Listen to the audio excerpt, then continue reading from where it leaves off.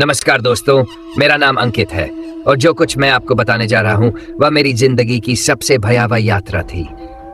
ये कोई कहानी नहीं है दोस्तों, ये मेरी जिंदगी की सच्ची दहशत है।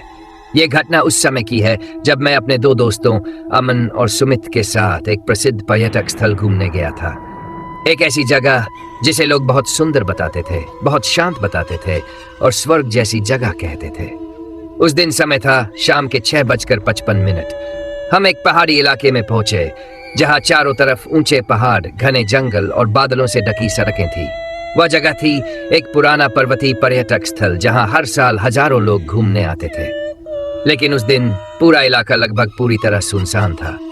न कोई परिवार, न कोई बच्चे, न कोई गाइड, न कोई दुकानदार, सिर्फ हम तीन और वह अजीब सी खामोशी। उस विश्राम गृह के अंदर चारों तरफ अंधेरा फैल चुका था। खिड़कियां जोर जोर से बज रही थी, दरवाजे अपने आप हिल रहे थे और हवा इतनी ठंडी हो गई थी कि सांस लेना मुश्किल लग रहा था। वह बूढ़ा आदमी अब भी हमारे सामने खड़ा था, लेकिन उसकी आंखें अब इंसानों जैसी नहीं लग रही थी। अमन ने कांपती आवाज में कहा, भाई, ये आदमी कुछ ठीक नहीं है। सुमित का चेहरा सफेद पड़ चुका था और मेरा दिल इतनी तेज धड़क रहा था कि मुझे अपनी ही धड़कन कानों में सुनाई दे रही थी। मैंने हिम्मत करके पूछा, आप कौन हो? वह बूढ़ा आदमी धीरे धीरे मुस्कुराया और बोला, मैं भी कभी एक पर्यटक था। ये सुनते ही हम तीनों एक दूसरे की तरफ देखने लगे। वह आगे बोला, 20 साल पहले मैं भी यहाँ घूमने आया था। मेरे साथ भी दोस्त थे, हम भी हंसते हुए आए थे। उसकी आवाज भारी होती जा रही थी, लेकिन हम में से कोई भी यहाँ से वापस नहीं गया। अचानक पीछे से एक और आवाज आई, क्योंकि ये जगह छोड़ती नहीं है। हम तीनों झटके से पीछे मुड़े, लेकिन वहां कोई नहीं था। तभी फर्श पर कदमों की आवाज सुनाई दी, छप छप, जैसे कोई गीली जमीन पर चल रहा हो। अमन चिल्लाया, कोई है यहाँ? तभी दीवार पर एक परछाई उभरी, पहले छोटी, फिर बड़ी, फिर बहुत बड़ी, और धीरे धीरे वह परछाई एक आकृति में बदलने लगी। एक औरत की आकृति, लंबे खुले बाल, टेढ़ी गर्दन और हाथ असामान्य रूप से लंबे। उसने गर्दन मोड़ी और हम तीनों को देखा और फिर बोली, पर्यटक आते हैं लेकिन आत्माएं बनकर। सुमित रोने लगा। अमन की आवाज निकल ही नहीं रही थी। मैंने चिल्लाकर कहा, हम यहां से चले जाएंगे, हम कुछ नहीं करेंगे।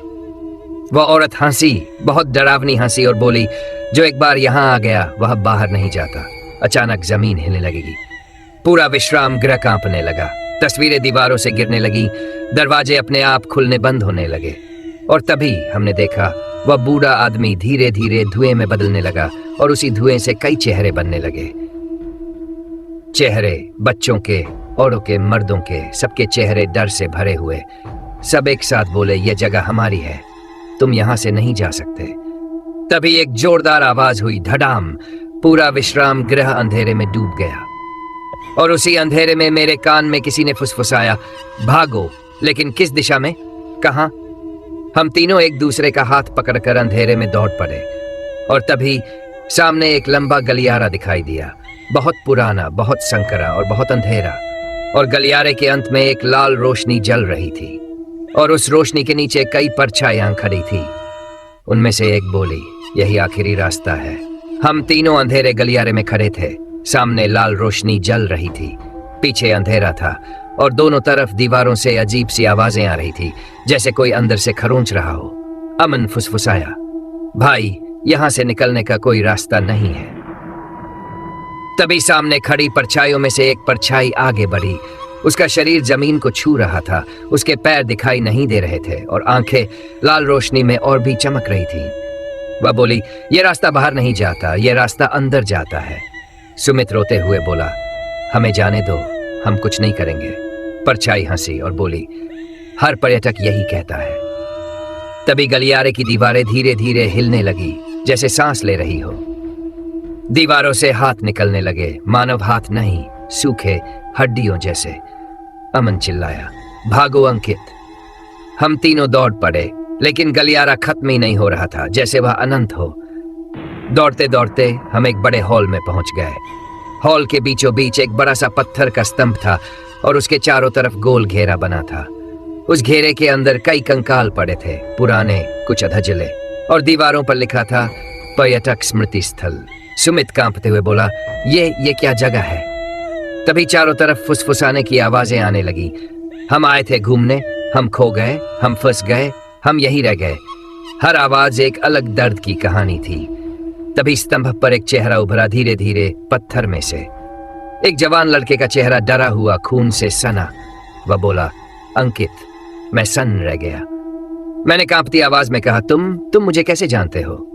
वह बोला, क्योंकि तुम भी यहीं रहने वाले हो। अचानक हॉल की छत से काला धुआं उतरने लगा। धुआं जमीन पर फैलने लगा और उसी धुएं से परछाइयां बनने लगी। 1, 2, 10, 20 पूरा हॉल परछाइयों से भर गया। सब एक साथ बोले, कोई भी पर्यटक यहां से नहीं जाता। तभी जमीन फटने लगी, दरारें पड़ने लगी। अमन गिर गया। सुमित चिल्लाया, अंकित हाथ पकड़। मैंने हाथ बढ़ाया, लेकिन तभी किसी ने मुझे पीछे खींच लिया। मैं गिर पड़ा और मैंने देखा अमन दरार में गिर रहा था।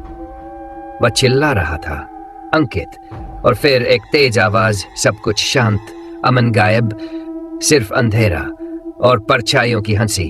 अमन के गिरते ही पूरा हॉल अचानक शांत हो गया था। कोई आवाज नहीं, कोई फुसफुसाहट नहीं, कोई परछाई नहीं, सिर्फ सन्नाटा और हमारे दिलों की धड़कनें।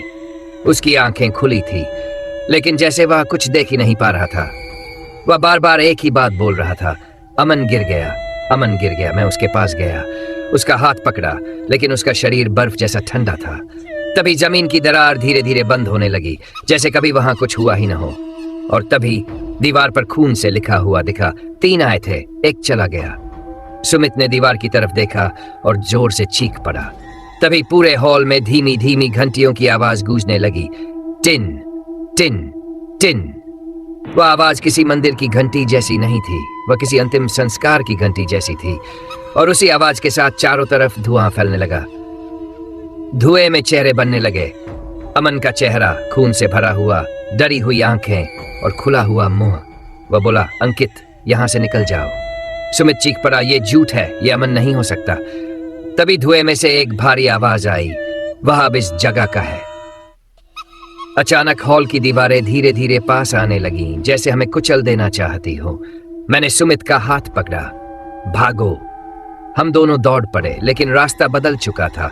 वह हॉल अब गलियारा बन चुका था। गलियारे के दोनों तरफ कई दरवाजे थे। हर दरवाजे से अलग अलग आवाजें आ रही थी। किसी में बच्चा रो रहा था, किसी में औरत चिल्ला रही थी, किसी में कोई हंस रहा था। एक दरवाजे से आवाज आई, अंकित। मैं रुक गया। सुमित चिल्लाया, रुक, ये धोखा है। लेकिन उस आवाज में कुछ जाना पहचाना था। मैं धीरे धीरे उस दरवाजे के पास गया और जैसे ही दरवाजा खोला, मैंने देखा अपना बचपन, अपनी माँ, अपना घर। माँ की आवाज, बेटा घर आ जा। मेरे पैर कांपने लगे, लेकिन तभी पीछे से किसी ने जोर से मेरा कंधा पकड़ लिया। सुमित की आवाज, अंकित ये सब भ्रम है। अचानक सब कुछ गायब हो गया। दरवाजा बंद, गलियारा, फिर अंधेरा और सामने एक बहुत बड़ा द्वार, काले पत्थर का बना हुआ। उस पर लिखा था द्वार, और उस द्वार के सामने एक आकृति खड़ी थी। मानव जैसी नहीं, लंबा शरीर, सींग जैसे उभरे हुए सिर से और आंखें जलती हुई आग जैसी। उसने भारी आवाज में कहा, अब सिर्फ एक ही रास्ता है, एक जाएगा, एक रहेगा। हम दोनों अंतिम द्वार के सामने खड़े थे। वह विशाल काले पत्थर का दरवाजा सांस लेता हुआ सा लग रहा था। उसके सामने खड़ी वह आकृति मानव जैसी नहीं थी। उसकी आंखें जलती हुई आग की तरह चमक रही थी और उसकी आवाज सीधे दिल के अंदर उतर रही थी। उसने कहा, एक जाएगा, एक रहेगा। सुमित कांपते हुए बोला, अंकित ये क्या मतलब है इसका? वह आकृति हंसी और बोली, ये जगह संतुलन मांगती है, हर आने वाले के बदले एक आत्मा। मेरे दिमाग में अमन का चेहरा घूम गया। मैंने चीख कर कहा, हम यहाँ कुछ नहीं देंगे, हम वापस जाना चाहते हैं। वह आकृति बोली, वापसी का रास्ता बलिदान से खुलता है। अचानक जमीन पर चिन्ह बनने लगे, पुराने तांत्रिक चिन्ह, खून जैसे रंग में, और दीवारों पर हजारों नाम उभर आए। नाम पर्यटकों के, बच्चों के, औरतों के, मर्दों के। सब नामों के नीचे लिखा था, यहीं रह गए। सुमित रोने लगा, अंकित मैं घर जाना चाहता हूं। उसकी आवाज सुनकर मेरी आंखों में आंसू आ गए। तभी आकृति बोली, फैसला करो, एक जीवन, एक रास्ता। और तभी अमन की आवाज गूंजी, अंकित। हम दोनों चौंक गए। सामने धुएं में अमन दिखाई दिया, लेकिन वह इंसान जैसा नहीं था। उसकी आंखें काली थी, उसका शरीर दजला था।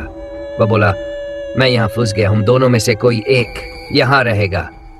सुमित चिल्लाया, नहीं, मैं नहीं रहूंगा यहाँ। वह पीछे हटने लगा। तभी जमीन खुली, काले हाथ निकले, हड्डियों जैसे हाथ, और उन्होंने सुमित के पैर पकड़ लिए। सुमित चिल्ला रहा था, अंकित बचाओ। मैं उसकी तरफ दौड़ा, लेकिन आकृति ने अपना हाथ उठाया और पूरा शरीर जैसे पत्थर बन गया। मैं हिल नहीं पा रहा था। सुमित धीरे धीरे नीचे खींच रहा था। वह रो रहा था, मदद मांग रहा था। उसकी आंखें मेरी आंखों में देख रही थी, और फिर एक तेज चीख। सब शांत, जमीन बंद, सुमित गायब, पूरा स्थान अचानक शांत हो गया। वह आकृति बोली, संतुलन पूरा हुआ। अंतिम द्वार धीरे धीरे खुलने लगा और सामने एक उजली रोशनी। वह बोली, अब तुम जा सकते हो। मैं रोते हुए बोला, मेरे दोस्त। वह बोली, वे अब इस जगह का हिस्सा हैं। मैं रोते हुए रोशनी की तरफ बढ़ा, और जैसे ही उस रोशनी में कदम रखा, सब कुछ गायब, अंधेरा, फिर तेज रोशनी, और मैं जमीन पर गिर पड़ा। जब मैंने आंखें खोली तो मैं जमीन पर पड़ा था। चारों तरफ उजाला था, ठंडी हवा चल रही थी, पक्षियों की आवाज आ रही थी। मैं घबरा कर उठा और देखा मैं उसी पहाड़ी पर्यटक स्थल के बाहर पड़ा था। वही सड़क, वही पहाड़, वही जंगल, लेकिन सब कुछ सामान्य लग रहा था, जैसे कुछ हुआ ही ना हो। मैं चिल्लाया, अमन, सुमित। कोई जवाब नहीं। तभी एक गाड़ी वहां रुकी। कुछ पर्यटकों ने मुझे देखा। एक आदमी बोला, भाई आप ठीक हो? आप यहाँ अकेले क्या कर रहे हो? मैं रोते हुए बोला, मेरे दोस्त अंदर फंसे हैं। वह आदमी हैरानी से बोला, कौन से दोस्त? मैंने कहा, अमन और सुमित। वह आदमी कुछ देर सोचता रहा, फिर बोला, भाई इस जगह पर तो पिछले 20 साल से कोई पर्यटक विश्राम गृह ही नहीं है। मैं सन्न रह गया। मैंने चिल्लाकर कहा, यह कैसे हो सकता है? हम अभी अंदर थे। वह आदमी बोला, यह जगह 20 साल पहले भूस्खलन में पूरी तरह दब गई थी। मेरे पैरों तले जमीन खिसक गई। उसने आगे बताया, उस समय यहाँ बहुत सारे पर्यटक फंस गए थे। सरकार ने इस जगह को खतरनाक क्षेत्र घोषित कर दिया, और तब से यहाँ आना मना है। मैंने कांपते हाथों से पीछे देखा। वहां कुछ भी नहीं था, न कोई इमारत, न कोई विश्राम गृह, न कोई द्वार, सिर्फ पहाड़, जंगल और खुली सड़क। लेकिन तभी मेरे कान में वही आवाज आई, संतुलन पूरा हुआ। मेरी रीढ़ में सिहरन दौड़ गई। तभी एक बूढ़ा आदमी मेरे पास आया। वही चेहरा, वही आंखें, वही जिसने शुरुआत में कहा था, यह जगह पर्यटकों के लिए नहीं है, यह आत्माओं के लिए है। वह धीरे से बोला, तुम वापस आ गए। मैं कांपते हुए बोला, मेरे दोस्त कहाँ हैं? वह बोला, वे अब भी यहाँ हैं। मैं रो पड़ा। वह बोला, तुम्हें एक काम करना होगा। मैंने पूछा, क्या? वह बोला, लोगों को चेतावनी देना, ताकि कोई और यहाँ ना आए, ताकि कोई और यहाँ फंसे नहीं। तभी वह बूढ़ा आदमी धीरे धीरे धुएं में बदलने लगा, और जाते जाते बोला, हर पर्यटक लौटता नहीं। मैं वही जमीन पर बैठ गया। आज भी दोस्तों, जब भी कोई इस जगह का नाम लेता है तो मेरे कानों में वही आवाज गूंजती है, यह जगह पर्यटकों के लिए नहीं है, यह आत्माओं के लिए है। और यही वजह है दोस्तों कि मैं ये कहानी आपको सुना रहा हूं, ताकि कोई और उस भूतिया पर्यटक स्थल का हिस्सा न बन जाए। प्लीज वीडियो को लाइक करें और चैनल को सब्सक्राइब करना ना भूलें। आपका सिर्फ 1 लाइक और 1 सब्सक्राइब मेरे लिए बहुत बड़ी मोटिवेशन है। एक छोटा सा कमेंट मेरी मेहनत को और ताकत देता है।